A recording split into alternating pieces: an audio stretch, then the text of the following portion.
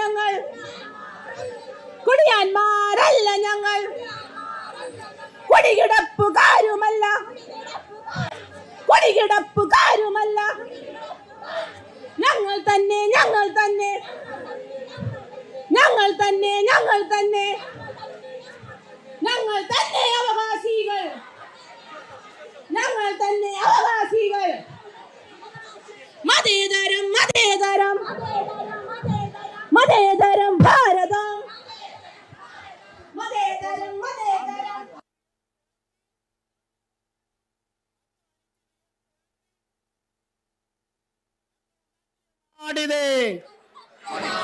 സ്വപ്നം കൊണ്ട് നെയ്തെടുത്ത സുന്ദരമാം ഗേഹങ്ങൾ ബഹബെന്ന പേര് പറഞ്ഞ് തുനിഞ്ഞിറങ്ങും കൊള്ളക്കാരെ, തുനിഞ്ഞിറങ്ങും കാബാലികരെ പിന്തിരിഞ്ഞ് നാട് വിട്ടോളൂ. ഇത് ഞങ്ങൾ മുനമ്പത്തേക്കാർ. ചാകാനുള്ള ഒരു വഴി മാത്രമേ ഉള്ളൂ. അവിടെ സമ്മതമല്ല. ഞങ്ങൾക്ക് ഞങ്ങളുടെ ഭൂമി ഞങ്ങൾക്ക് വിട്ടുകിട്ടണം. ഞങ്ങളുടെ കുഞ്ഞുങ്ങളുടെ ഒരു അവസ്ഥ വരുമ്പോൾ ഞങ്ങൾ എങ്ങോട്ട് പോകും? ഈ പൈതലങ്ങളൊക്കെ വളർന്ന് വലുതായി വന്ന കുട്ടികളാണ്. അവർക്ക് ഒരു വേണ്ടേ, താമസിക്കാനുള്ള ഒരു സ്ഥലം വേണ്ടേ, അവരുടെ കാര്യങ്ങൾ നിർവഹിക്കണ്ടേ? വീട് വേണം, ഞങ്ങൾക്കതില്ല. അതിനുള്ള അതില്ലാണ്ടാക്കണ ഒരു നിയമമല്ല ഇപ്പൊ വന്നേക്കണ.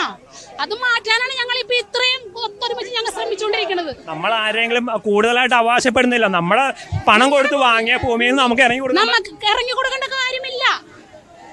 ഞങ്ങളുടെ ഭൂമി ഞങ്ങൾക്ക് തന്നെ വിട്ടു തന്നേക്കും, അത്രേ ഉള്ളൂ പറയാനായിട്ട്. ആവശ്യങ്ങൾ ഞങ്ങളുടെ ഭൂമി ഇങ്ങനെ കയ്യേറി പിടിച്ചേക്കുന്നുണ്ട്. അപ്പം അതിൻ്റെതായ ഒരു കാര്യങ്ങൾക്കാണ് ഞങ്ങൾ വന്നേക്കുന്നത്. എത്ര കൊല്ലമായിട്ട് ചേട്ടൻ്റെ കൈവശത്തിലാണ് ഈ ഭൂമി ഉള്ളത്? ഒരു എൻ്റെ ഓർമ്മ ഞങ്ങളുടെ കാരണന്മാരായിട്ടൊക്കെ തന്നെ ഉള്ള ഒരു ഭൂമിയാണ്. ഇപ്പോൾ സർക്കാരുകൾ നിങ്ങൾക്ക് വേണ്ടത്ര പരിഗണന നൽകുന്നില്ല എന്നാണോ? അതെ, വേണ്ടത്ര പരിഗണന സർക്കാരിൽ നിന്ന് വേണം ആവശ്യപ്പെട്ടുകൊണ്ടാണ് ഞങ്ങൾ ഇതിന് വേണ്ടി തുനിഞ്ഞേക്കുന്നത്. ചേച്ചി, എന്തൊക്കെയാണ് നിങ്ങളുടെ ഈ പ്രതിഷേധ സമരത്തിൻ്റെ ഉദ്ദേശം? ഞങ്ങൾക്ക് ഞങ്ങളുടെ കിടപ്പാടം തിരിച്ചു കിട്ടണം. ഞങ്ങൾ കഷ്ടപ്പെട്ട് 55 കൊല്ലം ഞാൻ ജീവിച്ചിട്ട് ഞങ്ങൾക്ക് ആ കടപ്പാടം തിരിച്ചു കിട്ടണം. അതാണ് ഞങ്ങളുടെ ആവശ്യം. ഈ മാറി മാറി സർക്കാരുകളോട് നിങ്ങൾ ഒരുപാട് കാര്യങ്ങൾ ആവശ്യപ്പെടുന്നുണ്ട്, എങ്കിൽ കൂടി അവർ ഇതിനെ മുഖം തിരിക്കുകയാണ് എന്നൊരു ആരോപണമുണ്ടോ? ഉണ്ട്, ശരിക്കും ഉണ്ട്. ഞങ്ങൾക്ക് വോട്ട് ചെയ്യണ സമയത്ത് വരെ ഞങ്ങളുടെ അടുത്ത് വരും. അപ്പം ഞങ്ങൾ ആരും തിരിഞ്ഞു നോക്കണില്ല. കടലിൻ മക്കൾ പറയുന്നു, കടലിൻ മക്കൾ പറയുന്നു, ഒന്നിച്ചൊന്നായി പറയുന്നു, ഒന്നിച്ചൊന്നായി പറയുന്നു.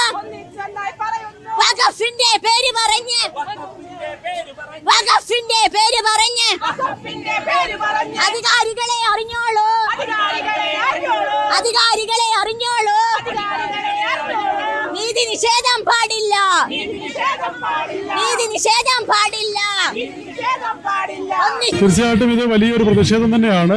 പ്രതിഷേധത്തെക്കാൾ ഉപരി ഇത് മുനമ്പത്തെ ആ ജനതയുടെ അവരുടെ പ്രശ്നങ്ങൾ, അവർ വർഷങ്ങളായിട്ട് ഈ ഒരു പ്രശ്നം പരിഹരിക്കുന്നതിന് വേണ്ടി അനേക വാതിലുകൾ മുട്ടുന്നു, നിയമത്തിൻ്റെ വഴികൾ നോക്കുന്നു, കേസുകൾ നടത്തുന്നു. ഇതെല്ലാമായിട്ടും പ്രശ്നം പരിഹരിക്കപ്പെടാതെ കിടക്കുകയാണ്.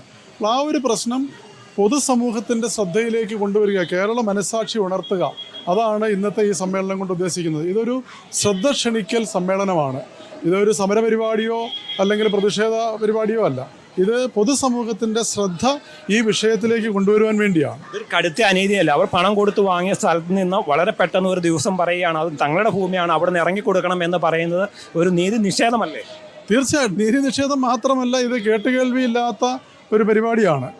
അവർ സ്വന്തം ഭൂമി, അവരവിടെ ജീവിച്ചിരുന്ന ഭൂമി തന്നെ വീണ്ടും വില കൊടുത്ത്, അതും അന്നത്തെ നടപ്പ് വിലയേക്കാൾ ഇരട്ടി വില കൊടുത്ത് അവർ വാങ്ങിയ ഭൂമി, തീരാധാരമുണ്ട്, കരമടച്ച് സ്വന്തമായിട്ട് സ്വതന്ത്രമായിട്ട് അവരുപയോഗിച്ചുകൊണ്ടിരുന്ന ഭൂമി ഒരു സുപ്രഭാതത്തിൽ ആരെങ്കിലും വന്നിട്ട് അത് തങ്ങളുടേതാണ്, ഒഴിവാക്കി കൊടുക്കണമെന്നൊക്കെ പറയുന്നത് ഈ ജനാധിപത്യ രാജ്യമായ ഇന്ത്യയിൽ നടക്കുന്ന കാര്യമല്ല. അതൊരു കാരണവശാലും അംഗീകരിച്ചു കൊടുക്കാൻ പറ്റില്ല. അതുകൊണ്ടാണ് സഭ ഈ നിസ്വരായ ജനസമൂഹത്തോട് കൂടെ നിൽക്കുന്നത്. തീരദേശവാസികളാണ്, അവർക്കൊരു മറ്റു പിന്തുണയൊന്നും ഇല്ല, സാധാരണക്കാരായതുകൊണ്ട് അവരെ ഇറക്കി വിടാം എന്നൊരു ചിന്തയുടെ പുറത്താണ് ഇത്തരത്തിലുള്ള നീക്കം. ഒരുപക്ഷെ അങ്ങനെ ആയിരിക്കാം. അവർ ബലഹീനരാണ്, നിസ്വരാണ്, തീരദേശ ജനതയാണ്, വലിയ ശക്തിയില്ലാത്തവരാണെന്നുള്ള ചിന്തയൊക്കെ ഉണ്ടാകുമായിരിക്കാം. അതൊന്നും നമുക്കറിയത്തില്ല. നമ്മളെ സംബന്ധിച്ചിടത്തോളം സഭ ഒന്നാകെ ഈ ജനസമൂഹത്തിൻ്റെ കൂടെയുണ്ട്. കാരണം ഇതൊരു സാമൂഹ്യ നീതിയുടെയും മനുഷ്യാവകാശത്തിൻ്റെയും പ്രശ്നമാണ്. ആ പ്രശ്നത്തിൽ സഭ എന്നും അവരോട് കൂടെയുണ്ട്. ഇതൊരു തുടക്കം മാത്രമാണോ? തീർച്ചയായിട്ടും ഈ പ്രശ്നത്തിന് പരിഹാരം കാണുവോളം ഞങ്ങളെല്ലാവരും സഭ ഒന്നാകെ ഈ ജനസമൂഹത്തിൻ്റെ കൂടെ ഉണ്ടായിരിക്കും. ഒരു കാരണവശാലും അവരൊന്നും പോകേണ്ടി വരില്ല. പക്ഷെ അവർ വില കൊടുത്ത് വാങ്ങിച്ച ഭൂമിയാണ്. അത് എല്ലാവരും ഇടപെടും. ഒരു കാരണവശാലും പോകേണ്ടി വരില്ല. ഉറപ്പ് കൊടുക്കുക അവർക്ക്. ഒരു കാരണവശാലും പോകേണ്ടി വരില്ല. UDF തീർച്ചയായിട്ടും ഒപ്പം ഉണ്ടല്ലോ. ഞാൻ ഈ കാര്യം കഴിഞ്ഞ ഓഗസ്റ്റ് 19 UDFന്റെ സ്റ്റേറ്റ് കമ്മിറ്റി കൂടി അന്ന് റേസ് ചെയ്തു. അന്ന് എല്ലാവരും പറഞ്ഞു നമ്മൾ വി ആർ ദം, ഒരു സംശയക്കാര്യത്തിൽ വേണ്ട, അവരൊരു കാരണവശാലും പോകേണ്ടി വരില്ല. ഉറപ്പായിട്ട് പറയാം. UDF ഒപ്പം ഉണ്ട്. അവർ പണം കൊടുത്ത് വാങ്ങി സർക്കാരിന്റെ എല്ലാ നടപടിക്രമങ്ങളും പൂർത്തിയാക്കിയ ഒരു സ്ഥലം കൂടിയാണിത്. അവിടെയാണ് ഇപ്പൊ വളരെ പെട്ടെന്ന് ഒരു അവകാശം. ഇത് ഈ മറ്റേ വഖഫ് ആക്ടിലെ ഒരു അനോമലി കൊണ്ട് പറ്റിയ അപകടമാണിത്. അതൊരിക്കലും നമുക്ക് അംഗീകരിക്കാൻ കഴിയില്ല. അവരുടെ കൂടെയാണ് UDF, സംശയം വേണ്ട.